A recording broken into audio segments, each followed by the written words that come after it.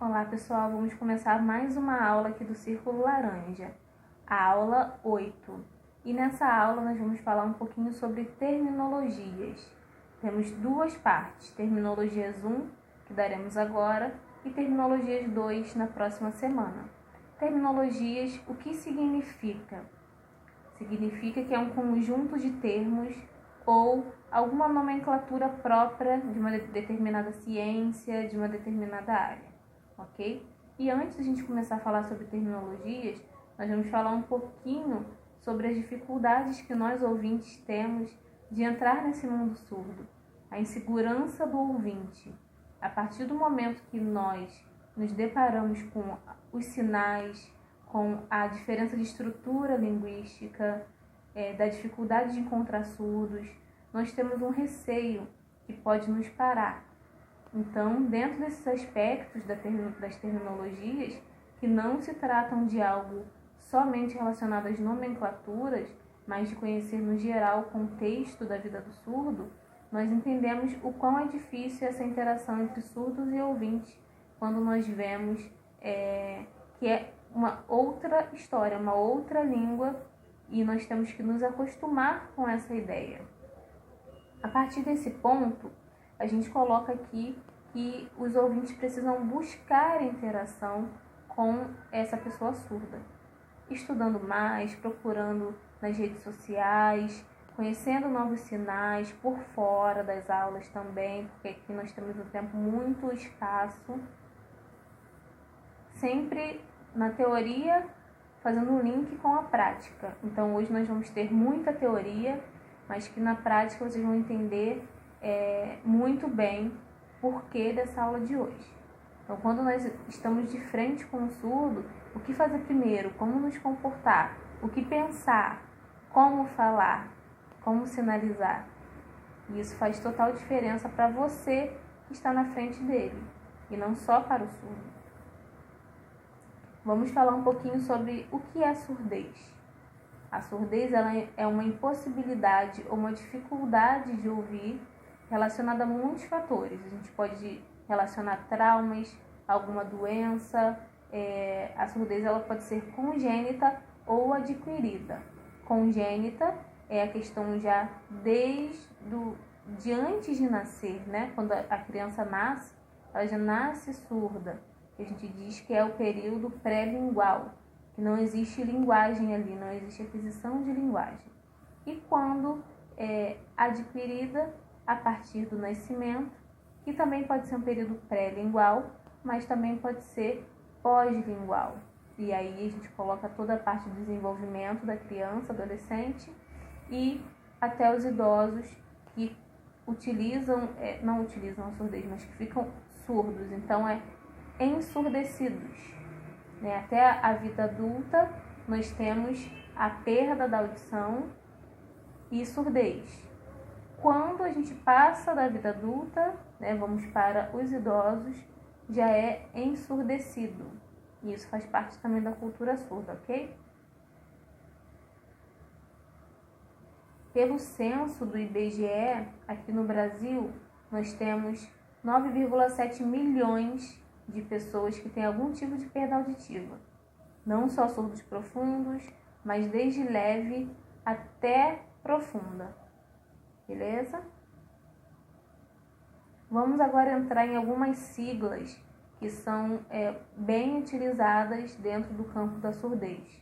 E se vocês pegarem algum artigo relacionado à perda de audição, ou a surdez de uma maneira geral, ou ao sujeito surdo, que vocês vão entender a diferença agora,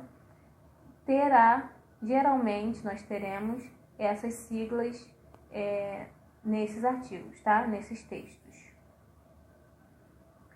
LS, o sinal é esse. LS significa língua de sinais. A língua de sinais, ela é qualquer língua visual. Pode ser do Brasil, pode ser língua de sinais americana, pode ser de Portugal, pode ser da China. Então, se eu me refiro à língua de sinais, pode ser de qualquer lugar. Então, seria LS. E isso eu posso colocar no meu texto assim. Identifico e depois, durante o texto, eu posso deixar LS, que nós já sabemos o que significa. Então, a língua de sinais é uma língua visual de qualquer lugar do mundo, beleza? Diferentemente da Libras, que é a sigla de Língua Brasileira de Sinais. Então, nós temos a língua de sinais e a Libras, que é esse sinal aqui, ó, Libras. Ela está dentro dessa língua de sinais. A Libras também é conhecida como LSB, Língua de Sinais Brasileira. É uma outra sigla muito pouco usada, porém já existem artigos e locais que utilizam. Então, só para vocês estarem familiarizados, se vocês virem essa sigla, não está errado. Porque geralmente a gente fala Língua Brasileira de Sinais, mas essa sigla significa Língua de Sinais Brasileira. Não está errado, LSB, mas é muito menos usado.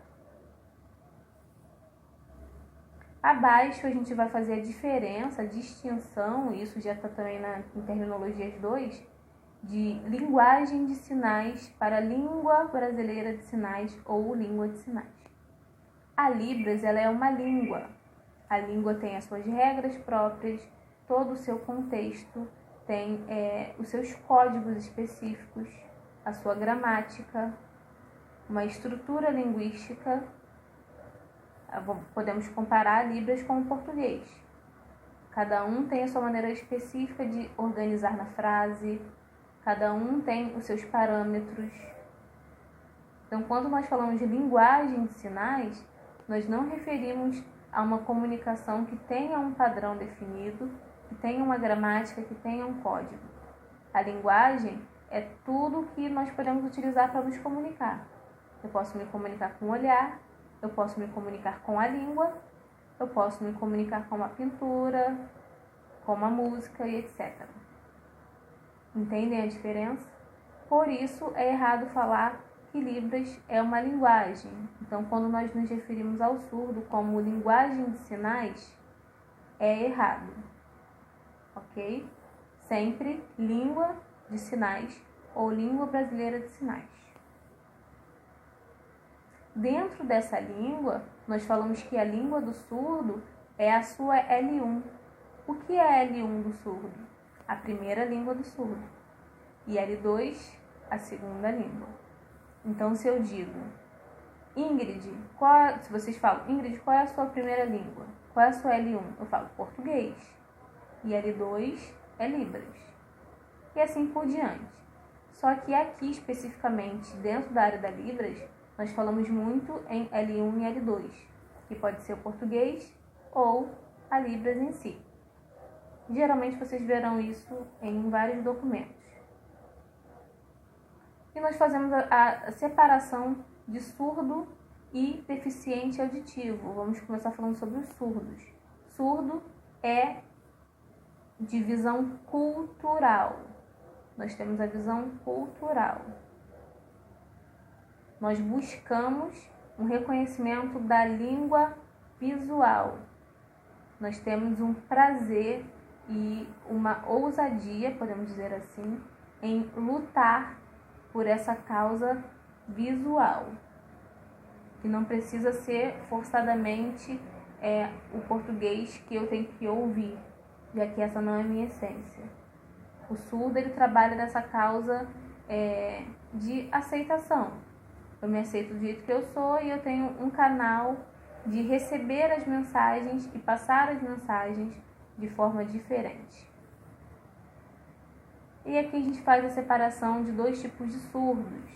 Os surdos com S maiúsculo e os surdos com S minúsculo.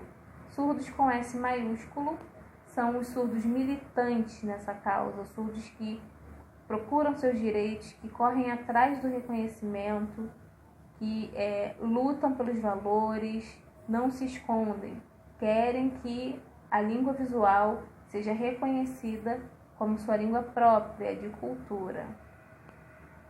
Já o surdo com S minúsculo quer dizer o substantivo surdo, no geral. Então, se eu for falar assim, Ali do outro lado da rua tem muitos surdos. A gente pode utilizar com esse minúsculo. Mas em prol da militância, da causa surda, do orgulho surdo, como nós dizemos também, nós utilizamos o S maiúsculo para marcar essa definição, marcar como diferença. Agora nós entramos na questão do surdo, surdo-mudo e mudinho. Já falamos sobre o surdo, que eles se veem em questão cultural. Para eles é um prazer estar lutando pela causa surda, serem chamados de surdos, que muitos acham que é errado, mas dentro da cultura isso é maravilhoso. Para eles é um sentimento de dever cumprido, de estar mostrando que realmente eu sou surdo, sou assim. Não tem vergonha de ter essa diferença. Surdo-mudo, a gente se refere lá na história, lá atrás, quando as pessoas se dirigiam à pessoa surda e a pessoa não sabia se comunicar, porque não tinha português oral. Então eles marcaram o surdo-mudo por não poder falar. Por isso que acrescentaram aí no final esse mudo. Surdo-mudo significa a falta de comunicação oral através dos surdos. É totalmente errado nós falarmos isso hoje em dia. No passado era até aceitável, porém, hoje em dia eles sentem um tom pejorativo, até porque a pessoa muda, que nós vamos falar agora, ela tem uma outra questão, é uma outra deficiência, são questões e dificuldades ligadas ao aparelho fonador, que leva à perda da fala e à dificuldade de interagir por meio do português oral. A pessoa muda, ela pode muito bem ouvir, só que ela tem questões que comprometem a partir de traumas, também doenças, câncer principalmente, suas cordas vocais. Os surdos, eles já têm as cordas vocais preservadas, e se eles estimularem, eles conseguem desenvolver o português oral, beleza? Quando você chama a pessoa surdo, mudo, mudinho, são questões pejorativas, são palavras que eles não gostam, já arriscaram no vocabulário, mas no senso comum, geralmente nós acabamos utilizando, o que também é errado, porque nós temos que primeiro pesquisar para depois nos dirigir de forma correta a determinada pessoa, a determinada população. Ouvintes somos nós, as pessoas não surdas. Então, mas por que ouvintes? Porque nós ouvimos, Simples assim. Então, todos os surdos nos chamam de ouvintes. Deficiente auditivo. A diferença entre surdo e deficiente auditivo, que nós falamos que é o DA, é quando a pessoa tem uma perda na audição e não se considera na causa militante. Não se considera uma pessoa que precisa se comunicar de modo visual, em Libras. É uma pessoa que precisa consertar algo, e para eles falta audição. Então, a partir desse momento, eles se consideram deficientes auditivos. Eles procuram implantes, procuram cirurgias para que melhorem a audição ou para que consiga, de alguma forma, conseguir ouvir alguma coisa. Deficiente auditivo, ele tem geralmente perda leve, moderada ou a perda de audição em um lado, ou até mesmo profundo de um lado, mas conseguem ele, de alguma forma viver o mundo ouvinte. Eles vivem mais nesse mundo ouvinte do que com o mundo surdo. Não necessariamente que todos os deficientes auditivos fiquem separados dos surdos. Alguns também gostam de se comunicar em Libras, e quem tem a Libras como língua de conforto se considera surdo. Então é uma questão mais cultural do que médica em si. Dentro da medicina, essa questão é muito difundida a partir do deficiente auditivo. Então, mesmo sendo surdos, os profissionais da área de saúde, as pessoas os chamam de deficientes auditivos, o que também é errado. Nós precisamos saber como que essa pessoa se comunica e como que ela prefere ser chamada. O surdo ele se considera e se comunica 100% de forma visual. O deficiente auditivo, geralmente, na maioria dos casos, mesmo utilizando a Libras em alguns momentos, ele é oralizado, ele consegue falar e também fazer leitura labial, assim como gostar do português, escrever o português, que os surdos não são muito fãs. O deficiente auditivo a gente tem na visão patológica, e isso é comprovado por 2 autores que trabalham a visão patológica e a visão socioantropológica, que é a cultural. Eles fazem a diferença entre DA e surdo dentro do contexto da Libras, dentro do contexto de vida dessas pessoas. Na visão patológica, nós temos a falta, a deficiência. Nós enxergamos como alguém que precisa de reabilitação, precisa de conserto. A maioria deles não aceitam a surdez, precisam resolver esse problema. Aí se utilizam de implante coclear, que a gente fala que é esse sinal, e aparelhos auditivos. Eles precisam de algo que o auxilie nessa melhora. Então a gente sempre fala que a visão patológica é ligada à falta, à reabilitação, à não aceitação. E a visão socioantropológica, que é a cultural, é uma diferença, é uma forma diferente de se comunicar. Tudo bem até aqui? Diferença entre surdos oralizados e surdos sinalizantes. Já falei para vocês isso. A autora Gladys Perlin, ela fala sobre as identidades surdas e ela explica 7 tipos de surdos. Como que funciona essa interação entre deficiente auditivo e surdos? O que tem nessas entrelinhas? Depois eu vou deixar para vocês disponível para o nível intermediário. Nós vamos trabalhar essas questões no nível intermediário, beleza?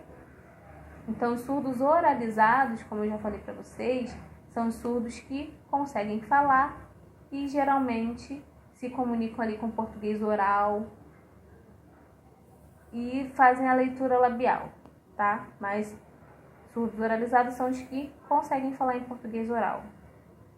Surdos sinalizantes são os surdos que fazem sinais. Vocês vão ouvir muito falar também nesses termos. Abaixo nós temos como abordar uma pessoa surda. Eu fiz aqui um apanhado geral dos 9 tópicos que está lá na apostila. E, aliás, tudo isso aqui está na apostila, tá? Se vocês tiverem alguma dúvida, leiam na apostila. Qualquer dúvida a mais, podem me perguntar. Como abordar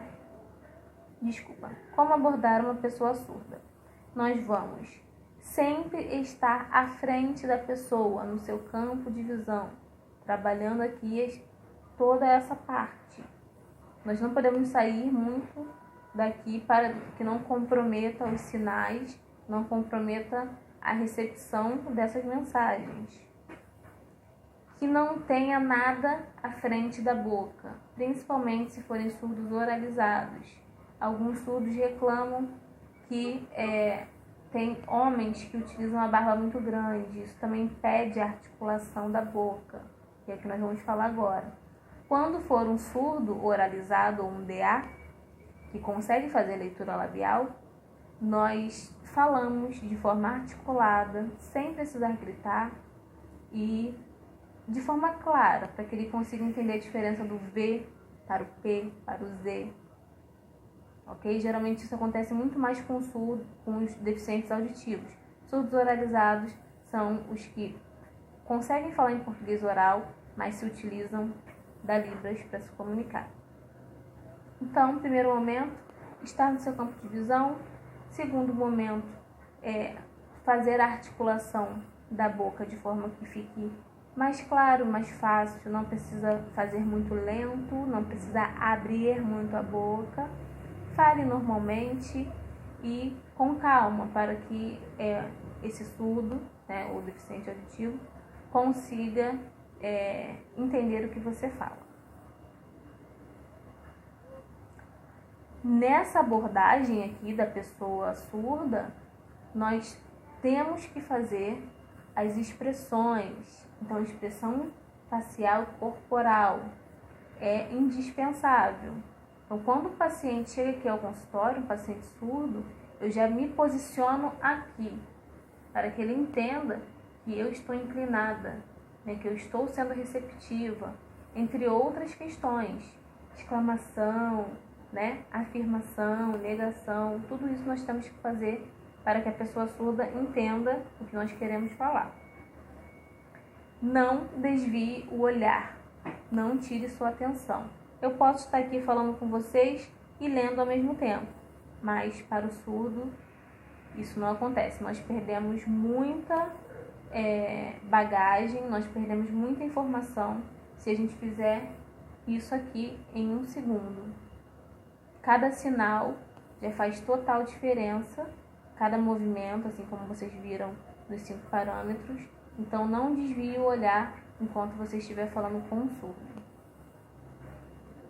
Se você estiver com uma pessoa surda e não entender o que ela falou ou o que ela sinalizou, peçam para repetir. Não tenham vergonha. Isso é totalmente normal, mas não deixe que nada escape de vocês, que a informação escape de vocês. Então, você não entendeu, você fala assim, olha, não entendi. Volta. Pode voltar? Ou então, se ele for ODA, pode repetir, por favor? Eu não entendi. E a pessoa vai repetir para você. Seja sincero, seja honesto. Se um surdo estiver no lugar junto com o intérprete, nós temos que nos referir a quem? Ao intérprete ou ao surdo? Muito bem, temos que nos referir à pessoa surda. Quando o intérprete estiver ao lado, nós estamos aqui, ó, surdo, intérprete. Nós vamos falar com o surdo, então nós temos que olhar para o surdo, mesmo que ele olhe para você e olhe para o intérprete. Ele vai fazer essa posição aqui, ó. Ele vai olhar para você e olhar para o intérprete. E você vai falar com ele. É errado que, né, nós ouvintes olhemos para o intérprete e ele fique aqui ignorado. Tudo bem? Vamos para as atividades de hoje. Nós temos 2 atividades. Uma, vocês farão um resumo de tudo que vocês entenderam na aula de hoje, pontos positivos e negativos, e o que foi mais interessante para vocês aprenderem das terminologias. Pontos positivos e negativos relacionados a todo o contexto do surdo em sociedade e como que vocês trazem todo esse conteúdo para si. O que é relevante, o que é mais interessante, o que não vai fazer tanta diferença. Vai ser legal essa troca. E a atividade 2 é uma atividade da próxima aula, mas eu já adiantei. Está lá na apostila. Eu vou pedir para vocês verificarem, pesquisarem a diferença de 4 terminologias e como elas são aplicadas em sociedade. Será que é de forma certa ou é de forma errada? As 4 terminologias são exclusão, segregação, integração e inclusão. Exclusão, segregação, integração e inclusão. São as 4 terminologias para a gente pesquisar e saber como que funciona esses 4 aspectos também na sociedade. Será que é válido participar desses 4 aspectos em sociedade? Como que funciona isso? Beleza? Então, ficarão 2 atividades para essa semana e eu aguardo lá no Classroom. Se vocês tiverem dúvidas, mande para mim junto com a atividade, que eu vou fazer a correção e dou um retorno para vocês. Beleza? Bons estudos e até a próxima semana.